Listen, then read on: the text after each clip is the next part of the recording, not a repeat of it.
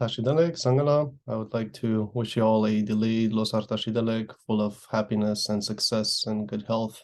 And I wish you for all to have the greatest possible human causes of happiness and good perseverance in the future.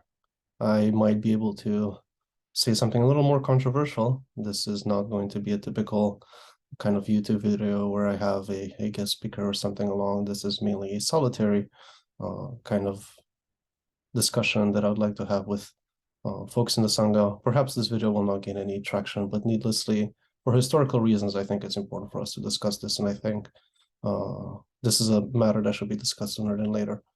Now, this discussion that I want to share with you all is primarily pertaining to the future of the Gelug school, perhaps, and overall the ripple effects that it will have for the rest of the Sangha, either in the Himalayan branches, Mongolian, Bhutanese, what have you, or even outside of it, all throughout the Mahayana and Theravada and overall the Buddha Dharma Sangha worldwide. You don't necessarily have to take me seriously because nobody else ever has before, but needlessly, there have been moments in Tibetan history when underrated scholars and practitioners were not taken seriously, and it has led to a lot of harm in the Himalayas. So I am primarily going to try to stay descriptive rather than prescriptive, and only try to sort of signal at some possible anticipatory movements that will happen in the Sangha. Now, I'm primarily concerned here with the structure and the social and the political and the well-being of what will happen after His Holiness, right? This is not a topic that I wish to discuss with enthusiasm. We all probably feel about His Holiness the same way. We all wish him a very long life. He has promised us at least 20 more years. Let's hope that it's going to be 30 more years, 40 more years, who knows? But hopefully it's going to be a very, very, very long life for His Holiness. But needlessly, these are constraining times for the Sangha in which the Dalai Lama lineage is affected differently from what it used to be before. And there are some things that should be put on the table, and I'm saying this now as a kind of distant entity because I don't particularly engage with the updates of the Sangha the way I used to. But needlessly, there are people in the Sangha that have meant a lot to me, and I want to make sure that at least there's something meaningful that could lead perhaps and hopefully to future fruitful discussion pertaining to this.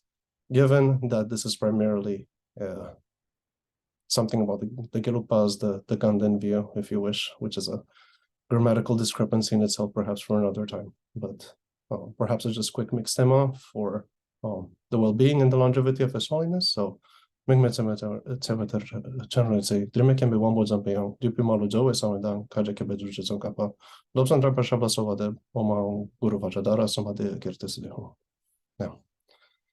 perhaps I should disclose further my views and where I'm coming from with these kinds of discussions, so that it's kind of clear where I stand on this if I do have to take some sort of sides in that sense, right?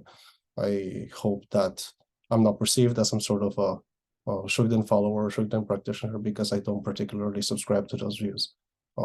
Needlessly, I also don't follow Rime, right? I think that there's unique values in every major branch of Tibetan studies and practice, and that I primarily have come to really heavily favor over the years. The Sakya view, the Lamdre view, I have grown keen, exceptional kind of reverence, if you want to call it that, some sense of respect at least, if not reverence at this point, for Sanchen Kungan Nimpo, for Sakya Pandita, for Chogyal Pakpa, and for Jitsundra Pagelsen. So if there are any kind of entities that I would perceive as the rightest of all views in the history of Vajrayana and Mahayana history, they would be the ones that I would consider to be the most revered. So if that helps to see what I would have considered back in the day as meaningful Dharma practice, it would be with the Lamdre lineage. So if there's any merit that accumulates residually and it doesn't benefit His Holiness, I would hope it will benefit Sakya College in Dehradun, and needlessly all sentient beings and the Sangha in particular. A couple of words perhaps about why I think this matters and why I think this is a unique time in the history of the Dalai Lama lineage. Everybody would know perhaps that it isn't a political constraint, it isn't a geopolitical constraint. The Chinese themselves have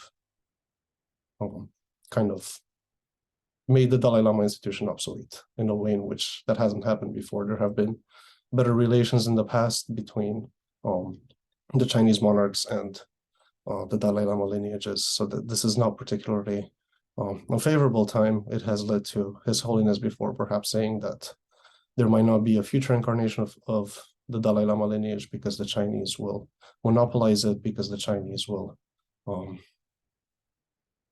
say something to the effect of that entity as the Dalai Lama instead of the Dalai Lama that the Tibetans wish to recognize. And that can lead to some tensions.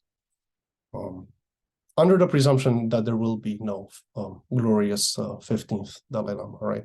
I mean, if the innermost circle of the Sangha sort of decides that there will be a 15th Dalai Lama, I wouldn't get in the way of that. That's none of my business. This is purely an exercise, I would hope an educational exercise for what would come to be as different nuances of what the Sangha will look like. And once again, I know this is a sensitive topic that most people would not like to discuss, but needless to say, I think it matters.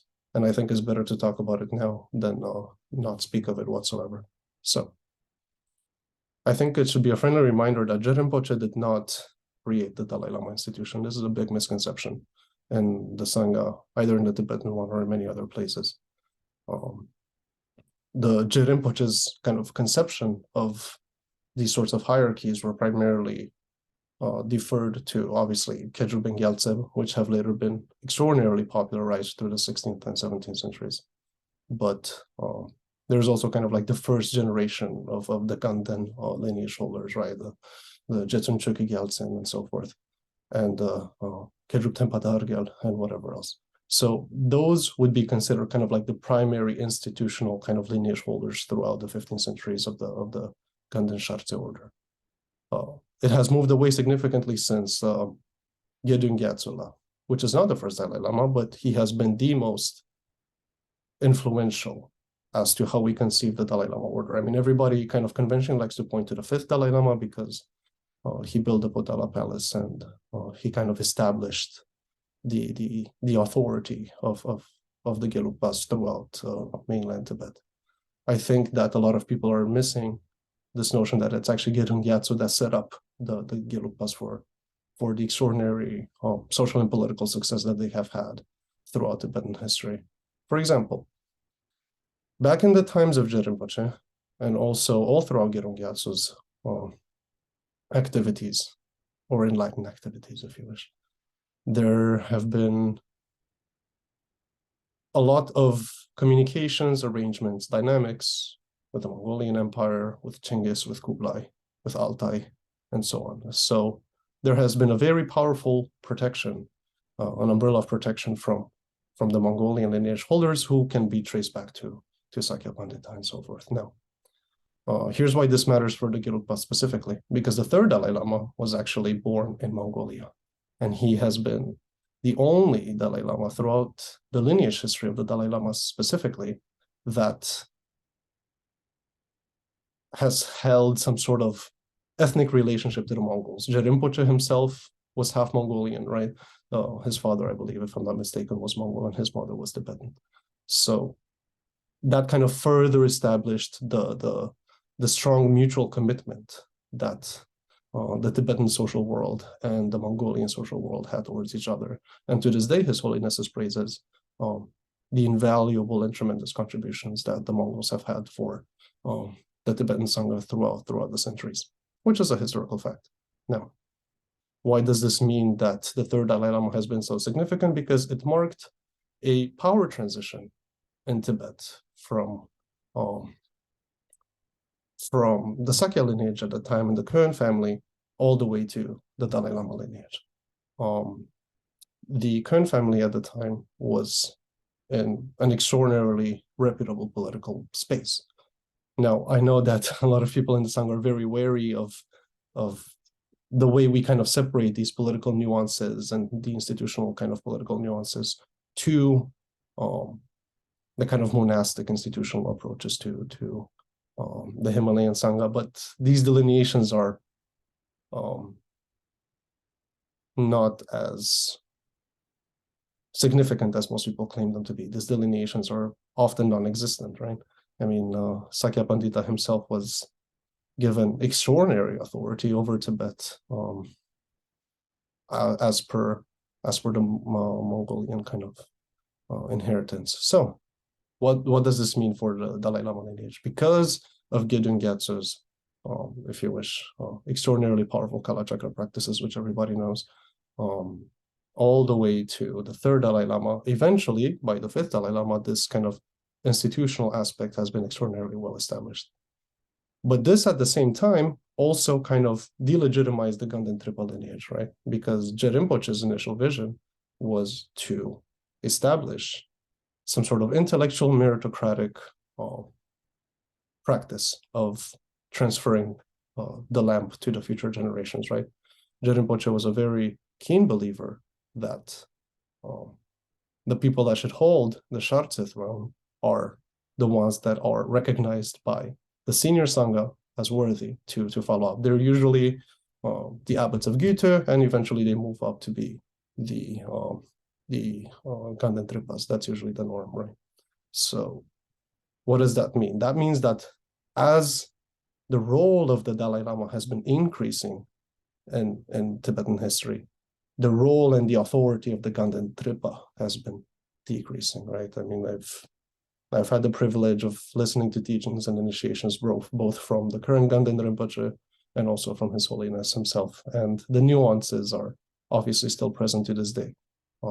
When His Holiness speaks, it has a much more impactful authority on the Sangha than when Ganden Rinpoche is speaking. So these kinds of things have remained constant and the same throughout Tibetan history. What does that mean eventually towards the initial topic of conversation? Well, given that His Holiness himself has stepped out of the political kind of activities of the Tibetan government in exile in the early 2000s, and I hope that the current government in Dharamsala is doing good things. I hope that all Tibetans have the right kind of civic access to participate in a healthy kind of life in their country, either in India or elsewhere.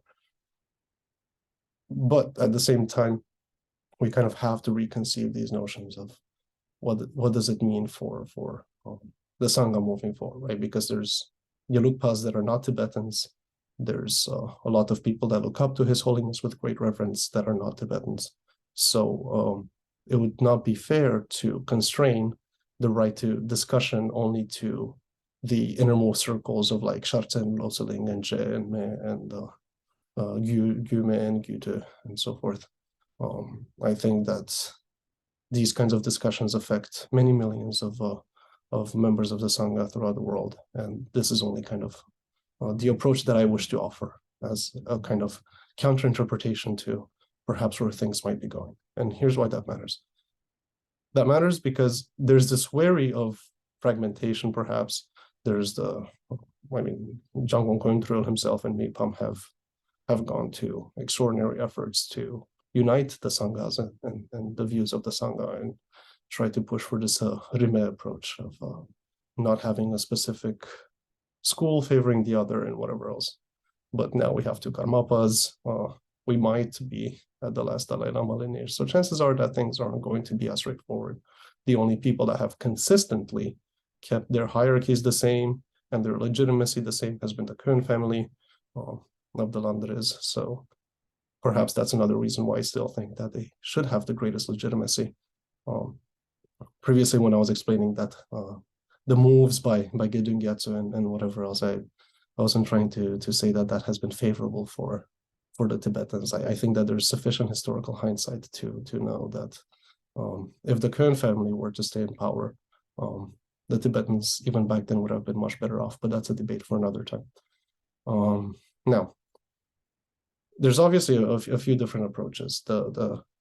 This dissemination could either bring the Sangha schools together, or it could further fragment them apart. And this would not be the first time that the Sangha schools would fragment apart.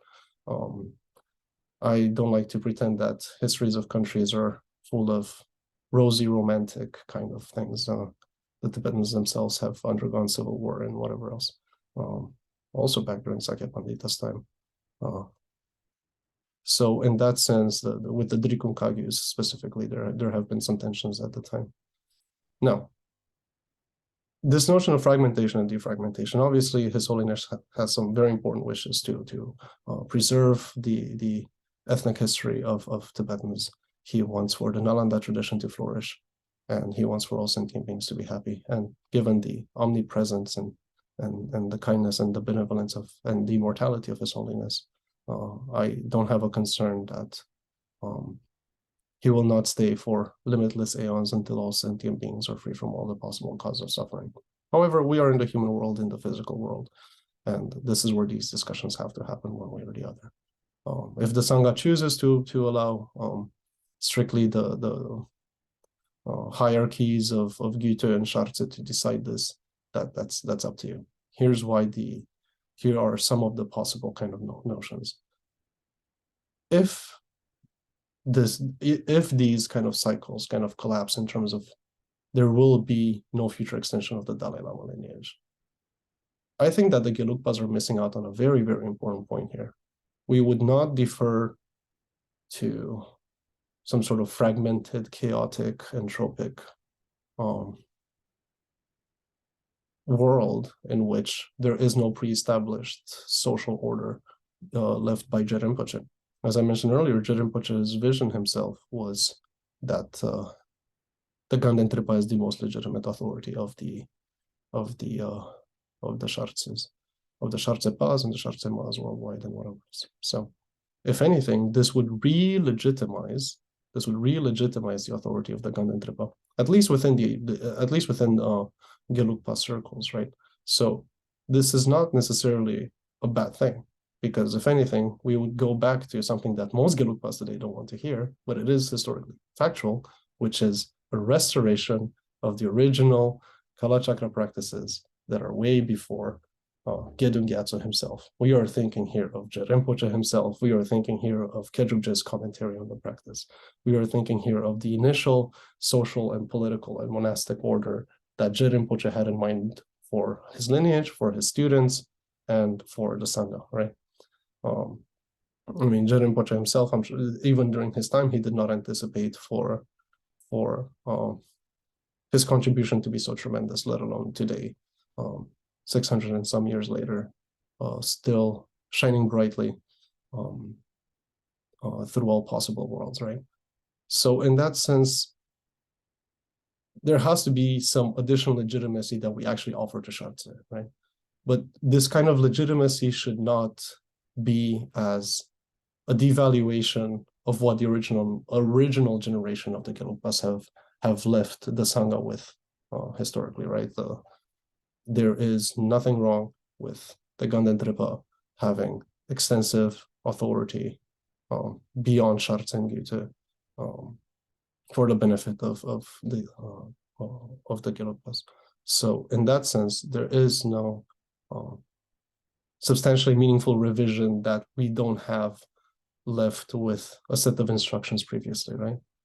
And what I'm trying to kind of point towards is that regardless of what your stance is on the schools, regardless of whether or not you think this conversation is controversial, regardless of whether or not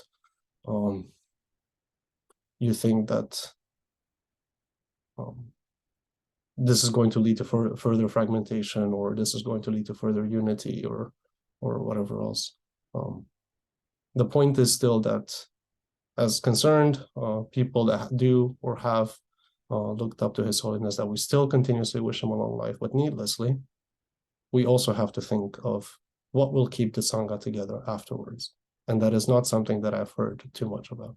And the reason why that matters is that the more you think about it and the more you talk about it, that means the more prepared you are in the context in which you have to respond in a kind of sincere way to what is yet to come. I don't expect, again, this conversation to grow any traction, but needlessly, it's of primary importance to me. It once again, means a lot to me, because there are very important people in the Sangha that do extraordinarily amazing things all the time. And I would sincerely hope for the teachings to not disintegrate. I would hope for the teachings to prevail. I would hope for the people that have put in the hard work in the Sangha to actually do significant things for others in the future. I don't have any stakes in this issue. As I said, if I would ever have to be able to be in a conversation with anybody else that has prostrated before the Buddha, I would definitely have to say that Lamdara is the only view that matters. But needlessly, I hope that this benefits someone, and that I wish you once again all the best, a delayed, warm Los Artashidalek, and goodbye.